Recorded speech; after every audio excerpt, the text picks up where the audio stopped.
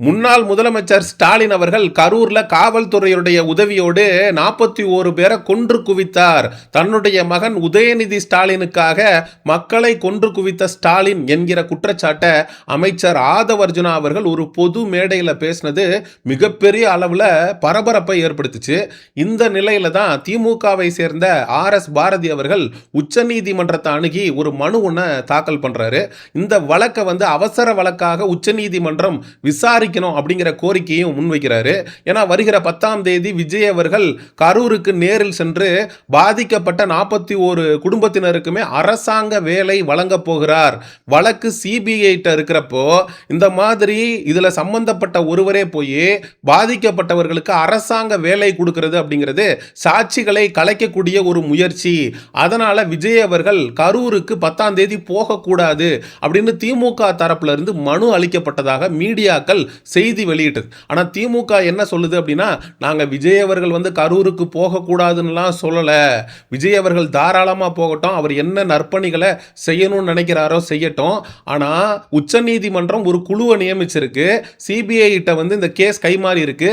CBI அதிகாரிகளுடைய முன்னிலையில விஜய் இது எல்லாத்தையுமே செஞ்சுக்கிட்டோம், சிபிஐ உடைய கண்காணிப்புல இது எல்லாமே நடக்கட்டும் அப்படிங்கிறது தான் திமுக தரப்பு உச்சநீதிமன்றத்தில் கொடுத்த மனுவாக சொல்லப்படுகிறது திமுக தரப்புல இருந்து. இன்னொரு பக்கம் ஆதவர்ஜுனா பேசி இருக்கிறது கண்டெம்ட் ஆஃப் கோர்ட். உச்சநீதிமன்றம் இந்த கரூர் வழக்கை பற்றி சர்ச்சைக்குரிய வகையில் பேசக்கூடாது அப்படின்னு ஒரு அறிவிப்பை கொடுத்திருக்கு. அதையும் மீறி தான் ஆதவர்ஜுனா அவர்கள் ஸ்டாலின் அவர்கள் தான் இந்த 41 பேரை தன்னுடைய மகன் உதயநிதிக்காக கொன்று குவித்திருக்கிறாரு, இது கண்டெம்ட் ஆஃப் கோர்ட், இது அவதூறு அப்படிங்கிற பாயிண்டையும் திமுகவுடைய வழக்கறிஞர்கள் எடுத்து வச்சிருக்காங்க. திமுக தரப்புல ஒரு வழக்கறிஞருக்கு 2 வழக்கறிஞர்கள் ஆஜராகி கூட உச்சநீதிமன்றத்தில் விஜய்க்கு எதிரான பாயிண்ட்ஸை அவங்களால கிளியரா எடுத்து வைக்க முடியல. ஏன்னா ஆர்கியூமெண்ட்னு வரும்போது விஜய் அவர்களை திமுக தரப்பு வழக்கறிஞர் அக்யூஸ்ட் அப்படின்னு சொல்லி குறிப்பிட்டிருக்காரு. அதற்கு மாண்புமிகு நீதியரசர்கள் எதிர்வினையாற்றிருக்காங்க.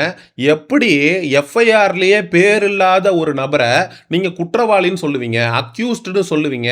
நீங்க இப்படியெல்லாம் பேசுனீங்கன்னா, இப்படியெல்லாம் நீங்க பேசுனீங்க அப்படின்னா நீங்க விஜய்க்கு எதிராக கொடுத்திருக்கக்கூடிய இந்த வழக்கை நாங்க தள்ளுபடி பண்ணிடுவோம் அப்படின்னு நீதி அரசர்கள் எச்சரிச்சிருக்காங்க.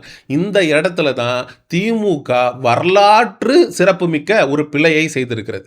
விஜய் அவர்கள் கரூருக்கு போனப்ப 41 பேர் உயிரிழந்தப்பவே விஜய் அவர்களுடைய பேரை போலீஸ் எஃப்ஐஆர்ல இந்த தமிழக அரசு ஆண்டு கொண்டிருந்த திராவிட முன்னேற்ற கழக அரசு பதிவு பண்ணி இருந்துச்சு அப்படின்னா அதை வச்சு இன்னைக்கு திமுகவுடைய வழக்கறிஞர்கள் வாதிட்டு இருக்கலாம். பாருங்க யுவர் ஆனர், விஜய் அவர்களுடைய பேர் குற்றப்பத்திரிகையில சேர்க்கப்பட்டிருக்கு. இவர் இன்னைக்கு முதலமைச்சரா இருக்கலாம், ஆனா கரூர் சம்பவத்தின் போது அவர் வெறும் தாவேகாவுடைய தலைவர் மட்டும்தான். இப்ப இவர் பாதிக்கப்பட்ட நபர்களை பார்த்தாரு, அவங்களுக்கு அரசு வேலை கொடுத்தாருன்னா அது மிகப்பெரிய அளவுல சாட்சிகளை கலைப்பதற்கான வாய்ப்பை ஏற்படுத்திடும். கரூர்ல கூட்ட நெரிசல்ல சிக்கி பலியான 41 பேருக்குமே அந்த டைம்ல இருந்த திராவிட முன்னேற்ற கழக அரசு தலைக்கு 10 லட்சம் ரூபாய் அப்படின்னு சொல்லி பணம் கொடுத்திருக்கு.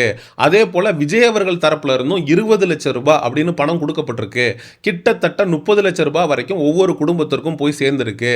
இந்த நிலையில விஜய் அவர்கள் அந்த 41 குடும்பத்திற்குமே அரசாங்க வேலை கொடுக்கணும் அப்படின்னு துடிப்பதற்கான காரணம் என்ன?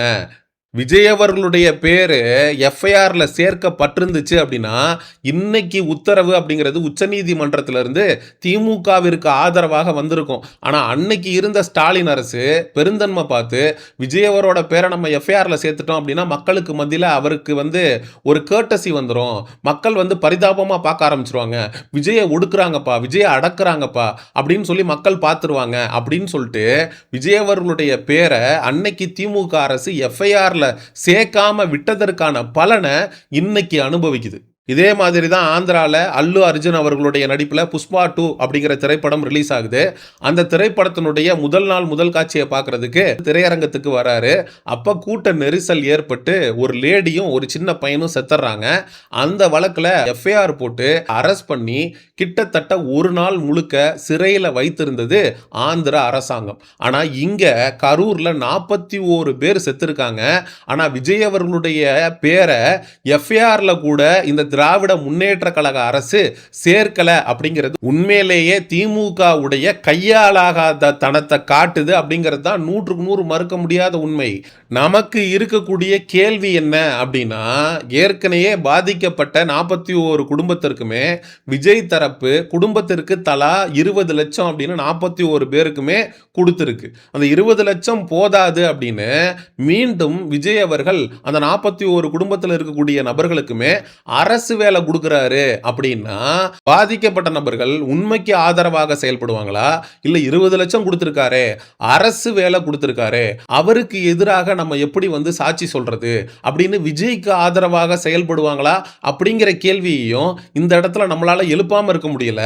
நிறைய பேர் சமூக ஊடகங்கள்ல அவங்க என்ன நாட்டுக்காக போராடி செத்த தியாகிகளா, அவங்களுக்கு வந்து எதற்காக அரசாங்க வேலை கொடுக்கணும், ஏற்கனவே திமுக தரப்புல இருந்து 10 லட்சம் ரூபாய் பணம் கொடுக்கப்பட்டிருக்கு, அதே போல விஜய் அவர்கள் தரப்புல வந்து 20 லட்சம் ரூபாய் பணம் கொடுக்கப்பட்டிருக்கு, ஆக மொத்தத்தில் 30 லட்சம் ரூபாய் அப்படிங்கிறது இழப்பீடு அப்படிங்கிறது கொடுக்கப்பட்டிருக்கு, மேற்கொண்டு அரசாங்க வேலை கொடுப்பது அப்படிங்கிறது எந்த விதத்துல நியாயம்? விஜய் அவர்கள் இதை வந்து தன்னுடைய அரசியல் சுயலாபத்திற்காக செய்கிறார் அப்படிங்கிற குற்றச்சாட்டும் விஜய்க்கு எதிராக எழுந்த வண்ணம் இருக்கு. என்னதான் திமுக உச்சநீதிமன்றத்தில் பல்பு வாங்கினாலும், உச்சநீதிமன்றம் திமுகவிற்கு விபூதி அடிச்சிருந்தாலும், உச்சநீதிமன்றமே ஒரு பாயிண்ட்டை திமுகவிற்கு எடுத்து கொடுத்துருக்கு. ஆதவர்ஜுனா பேசினது வந்து கண்டெம்ட் ஆஃப் கோர்ட்டு, நீங்கள் அவதூறு வழக்கு தாக்கல் பண்ணணும் அப்படின்னு நினச்சிங்கன்னா தாராளமாக ஆதவர்ஜுனா அவர்களுக்கு எதிராக தாக்கல் பண்ணலாம் அப்படின்னு திமுக வழக்கறிஞர்களை நீதியரசர்கள் அறிவுறுத்தியிருக்காங்க. ஏன்னா ஆதவர்ஜுனா கொடுத்திருக்கக்கூடிய ஸ்டேட்மெண்ட் அப்படிங்கிறது உதயநிதிக்காக ஸ்டாலின் அவர்கள் காவல்துறை உதவியோடு 41 பேரை கொன்று குவித்தார் அப்படிங்கிறது தான். இந்த இடத்துல ஒரு அரசியல் கட்சி தலைவர் ஸ்டாலின் அவர்களை அதே போல உதயநிதி அவர்கள் மேல விமர்சனம் வைக்கிறதுன்றது வேற. ஆனா ஒரு ஸ்டேட்டோட போலீஸே 41 பேர் சாகிறதுக்கு காரணமா இருந்திருக்கு அப்படின்னு ஆதவர்ஜுனா வைக்கக்கூடிய குற்றச்சாட்டு அப்படிங்கிறது மிகப்பெரிய குற்றச்சாட்டு. இதை வந்து சேலஞ்ச் பண்ணி கண்டிப்பா கோர்ட்ல அவதூறு வழக்க தாராளமாக ஆதவர்ஜுனாவிற்கு எதிராக திமுக தொடர்வதற்கான அனைத்து உரிமையும் திமுக இருக்கு. திமுக எதிர்க்கட்சியா பயங்கரமா செயல்படும், திமுக வந்து இந்த லீகல் விங் வந்து பயங்கர ஸ்ட்ராங்கு அப்படின்லாம் சொல்லுவாங்க. ஆனா இன்னைக்கு உச்சநீதிமன்றத்தில் விஜய் அவர்களுக்கு எதிராக தொடர்ந்த வழக்கில் இன்னைக்கு திமுக கோட்டை விட்டுட்டு இருக்கு. இதுக்கப்புறம் ஆதவர்ஜுனா அவர்களுக்கு எதிராக தொடர போற இந்த அவதூறு வழக்கிலையாவது ப்ராப்பரா வந்து வாதாடி, ஆதவர்ஜுனா பேசினது ஆதாரம் இல்லாத குற்றச்சாட்டு, காவல்துறை அதிகாரிகளையே இவர் கேவலப்படுத்தியிருக்காரு, ஒரு முன்னாள் முதலமைச்சரை அசிங்கப்படுத்தியிருக்காரு அப்படின்னு ஆதவர்ஜுனாவிற்கு எதிராக திமுக செயல்படுமா அப்படிங்கிறத பொறுத்திருந்து தான் பார்க்கணும். மக்களாகிய நீங்க திமுக கரூர் சம்பவத்தில் விஜய் அவர்களுக்கு எதிராக தொடுத்திருந்த வழக்கு உச்சநீதிமன்றத்தால தள்ளுபடி செய்யப்பட்டதை பற்றி என்ன நினைக்கிறீங்க? உச்சநீதிமன்றம் திமுகவிற்கு விபூதி அடிச்சிருக்கிறத பத்தி என்ன நினைக்கிறீங்க? அதே போல திமுக விஜய் அவர்களுடைய பேரை எஃப்ஐஆர்ல சேர்க்காம ஒரு வரலாற்று பிழையை செய்திருச்சா அப்படிங்கிற உங்களுடைய கருத்துக்களை மறக்காம கமெண்ட் செக்ஷன்ல சொல்லுங்க. சமூக நிகழ்வு அரசியல் சார்ந்த பதிவுகளுக்கு சயோனிசம் சேனலை சப்ஸ்கிரைப் பண்ணுங்க. அடுத்த ஒரு காணொளி பதிவில் சந்திப்போம். நன்றி, வணக்கம். செங்குருதி சேயோனே வங்கோடிய வேலோனே செவ்வளரி தோளோனே எங்குடிய காப்போனே.